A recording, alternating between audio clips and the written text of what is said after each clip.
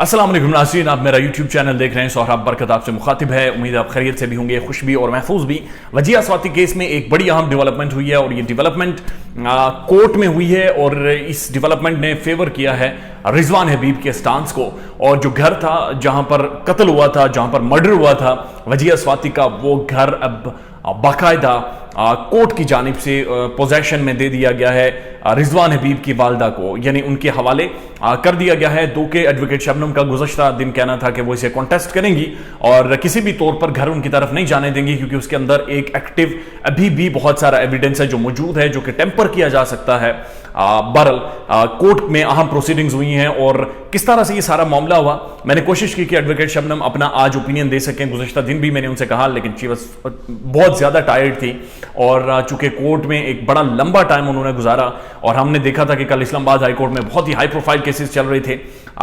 वो वहां पर स्टक थी। दैट्स वाई मैंने उन्हें कहा कि वॉइस नोट अगर आप भेज सकें। She was not in a position. आज भी मैंने उन्हें मैसेज छोड़ा, लेकिन बहरहाल उनका अभी तक रिप्लाई नहीं आया, क्योंकि मुझे ये न्यूज़ आप तक पहुंचानी थी। तो कल जो उन्होंने डिटेल्स बताई हैं या जो हमारे रिपोर्टर ने कंफर्म किया, वो हम आप तक आपके सामने रख देते हैं। जो लोग नए हैं बराए मेहरबानी चैनल को सब्सक्राइब करें ताकि बर वक्त वीडियोस आप तक पहुंच सकें। मामला ये था कि इससे पहले जो पाकिस्तान के लोअर कोर्ट से उन्होंने जो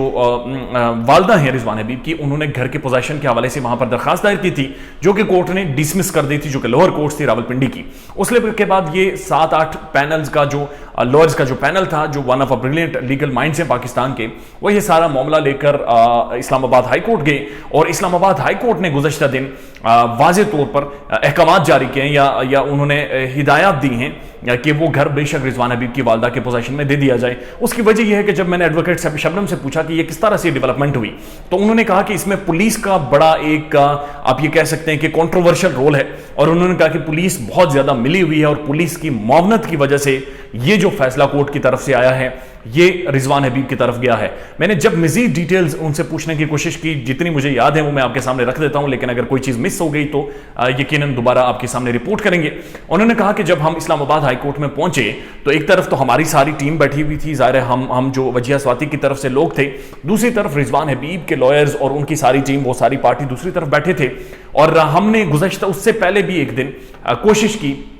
कि डीपी और रावलपिंडी से हमारी मुलाकात हो सके, और उन्होंने हमें मुलाकात का टाइम नहीं दिया। और अगले दिन जब हम कोर्ट में मौजूद थे तो हमें पता चला कि दूसरी तरफ जो रिजवान हबीब और उनकी जो फैमिली और जो पार्टी बैठी हुई है, ये एडवोकेट शबनम के मैं अल्फाज कोट कर रहा हूं,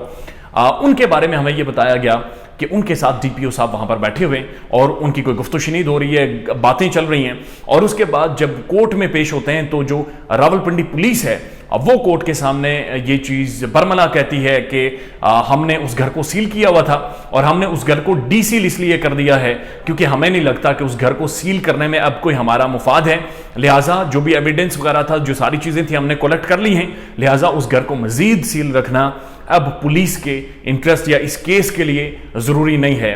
इस बिहाफ पर यानी कि उन्होंने साथ साथ एडवोकेट शबनम ने एक जो लाइन मेंशन की वो ये थी कि पुलिस ने कहा कि उनका पुलिस का और रिजवान हबीब की फैमिली का पैचअप हो गया है। तो वो कह रही थी कि मैं समझ नहीं सकी कि पैचअप तो पुलिस का और रिजवान हबीब की फैमिली का किस तरह से पैचअप हो सकता है। बुनियादी तौर पर ये केस पुलिस ने तो इन्वेस्टिगेट करना है, लेकिन जो कॉन्फ्लिक्ट है, बेसिक कॉन्फ्लिक्ट है, बेसिक जो केस है, वो तो रिजवान हबीब और वजिया स्वाति की फैमिलीज के दरमियान में है। तो कोई भी पैचअप या कोई भी अगर अंडरस्टैंडिंग होनी चाहिए थी घर के हवाले से, तो वो तो वजिया स्वाति वर्सेस जो रिजवान हबीब है उनके दरमियान होनी चाहिए थी। लेकिन ये कौन सा पुलिस का स्टांस था कि जहां पर आकर वो ये कहना शुरू हो गई कि जनाब जो पुलिस है उसके दरमियान और रिजवान हबीब की फैमिली के दरमियान पैचअप हो गया है, लिहाजा वो जो घर था उसका पोजेशन और उसके ऊपर जो इख्तियारात हैं या उसका इस्तेमाल अब रिजवान हबीब की फैमिली बहरहाल करेगी। इस पर जब एडवोकेट शबनम ने आखिर में ये लाइन भी ऐड की कि इसके ऊपर मैं मजीद काम कर रही हूँ और मैं इस चीज़ को यकीनी करवाना चाह रही हूँ कि कुछ भी हो जाए, बहरहाल वो घर उनके पोजेशन में नहीं जाएगा। लेकिन इस्लामाबाद हाई कोर्ट में गुज़श्ता दिन की जो समाअत थी, जो अहम डेवलपमेंट्स थी, उनमें बहरहाल ये एक पुलिस के कहने पर आप ये कह सकते हैं कि कोर्ट ने बहरहाल फेवर दिया है और वो फेवर गया है मुकम्मल तौर पर रिजवान हबीब। हम एक लंबे अरसे से देख रहे हैं کہ پولیس کے رول کے اوپر وجیہ سواتی اور ان کی فیملی ایک بڑی ڈیٹیل ڈسکشن کر رہی ہے، بات چیت کر رہی ہے. اور ہم نے دیکھا کہ جب امریکن ایمبیسی کی انوالومنٹ ہوئی تھی، ایف بی آئی کی ٹیم کی انوالومنٹ ہوئی تھی، تو اس کے بعد کچھ پولیس والوں کو معطل بھی کیا گیا تھا یا کچھ پولیس والوں کو اس کیس سے باہر کیا گیا تھا اور کچھ نئے پولیس والوں کی ایڈیشن ہوئی تھی. اور جب سینٹ میں وجیہ سواتی کی لائر ایڈوکیٹ شبنم کھڑی ہوتی ہیں تو سینٹ میں انہوں نے سینٹ کی سٹینڈنگ کمیٹی اور انٹیریئر میں کھڑے ہو کر واضح طور پر کہا کہ جو پولیس ہے بنیادی طور پر انہوں نے سپورٹ کیا ہے اور بہت زیادہ حد تک انہوں نے فیور کیا رضوان حبیب کو. اور جب ہم نے مرکزی ملزم پہلی ایف آئی آر میں رضوان حبیب کو قرار دیا تھا، اس کے باوجود بھی پولیس نے نہ ہی تو کوئی ریڈ کی تھی، نہ ہی کوئی اریسٹ کیا تھا، اور رضوان حبیب باقاعدہ ان کے ساتھ گھوم پھر رہا تھا اور سارے ایویڈنس کو مٹا رہا تھا. اور یہاں تک کہ جس کمرے میں مرڈر ہوا تھا اس کو ڈیٹول سے دن میں 2 سے 3 بار باقاعدہ دھویا جاتا تھا، صاف کیا جاتا تھا، اور سارا جو ایویڈنس وہاں پر موجود تھا اسے ٹیمپر کرنے کی بھرپور کوشش کی گئی تھی. اور یہ وہ گھر ہے جس کے اوپر سارا ڈسپیوٹ ہے. اس گھر کے معاملے پر جا کر ایک مرڈر ہوتا ہے اور اس گھر کے تنازع کو لے کر، اسی پراپرٹی کے تنازع کو لے کر بنیادی طور پر ڈاکٹر مہدی کے حوالے سے جو ڈیولپمنٹ ہو رہی تھی کہ ڈاکٹر مہدی کا قتل بھی کنفیس کیا ہے رضوان حبیب نے. اور آج وہی گھر ایڈوکیٹ شبنم کے مطابق پولیس کے کہنے پر کورٹ نے اس کا جو پوزیشن ہے وہ ایک بار پھر رضوان حبیب جو ان کی والدہ تھی، جو ان کا بنیادی نقطہ تھا، اس کو ٹھیک مانتے ہوئے وہ ان کے پوزیشن میں دینے کا فیصلہ کیا ہے. اور افتخار خٹک صاحب ایک لمبے عرصے سے اس چیز کو رپورٹ کر رہے تھے، مجھے بتا رہے تھے کہ اس گھر کو سیل کیا گیا ہے، وہاں پر پولیس موجود رہتی ہے اور اس گھر کے اندر سے کوئی بھی ایویڈنس یا کوئی بھی چیز یا جس طرح سے وہ سارا ایک ماحول سیٹ اپ تھا وہ بہرحال چینج نہیں ہوا. کچھ بڑے امپورٹنٹ کوسچنز ہیں اور وہ امپورٹنٹ کوسچنز یہ ہیں کہ کیا اس سے ہم یہ سمجھیں کہ رضوان حبیب کے فیور میں ایک میجر ڈیولپمنٹ ہوئی ہے؟ کیا ہم یہ سمجھیں کہ وہ کہتے ہیں کہ لائٹ ان دا ڈارکنیس، کیا رضوان حبیب اور ان کی جو لیگل فریٹرنیٹی ہے، جو بریلینٹ لائرز ان کے ساتھ موجود ہیں، 8 لائرز کا پینل، کیا ہم یہ سمجھیں کہ انہوں نے finally they are finding a way out in Pakistan لا، اور فائنلی وہ راستہ نکال رہے ہیں رضوان حبیب کے لیے. اور وہ کہتے ہیں کہ the journey of 1000 miles start with one step. کیا یہ پہلا سٹیپ تھا، یہ پہلا قدم تھا